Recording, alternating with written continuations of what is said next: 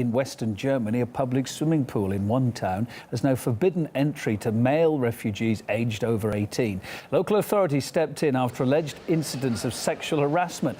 Visitors and employees complained of attacks by men, which they said were mainly of Arab and North African origin. That town's near Cologne, the scene of those mass assaults over the New Year that were also blamed on refugees. But despite the incident, some locals aren't against the migrants using that pool.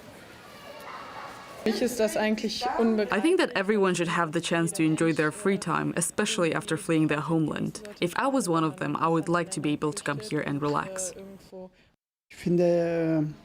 I think this is unacceptable. We cannot tolerate their behavior. We have to deal with this and show them how to conduct themselves. If they behave badly, then they need to accept the consequences. Anti-migrant sentiment's been evident elsewhere in Europe too since the start of the year. In Austria, a bar in a small town in the east of that country has banned all refugees. The owner said she made the decision after a number of female customers said that they were repeatedly being harassed by male migrants. The instruction that they can come in. That's the entrance from €2 that the people now have to pay to come in. And also the refugees don't have the money to pay €2.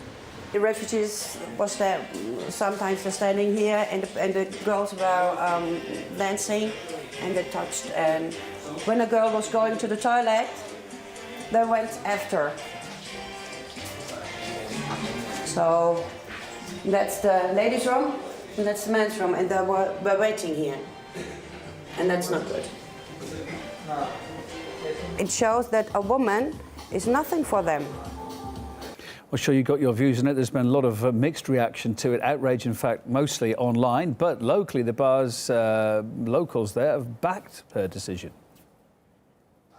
A friend of mine was sexually harassed by refugees. They followed her into the toilet and then followed her outside. She's in favour of the new rules.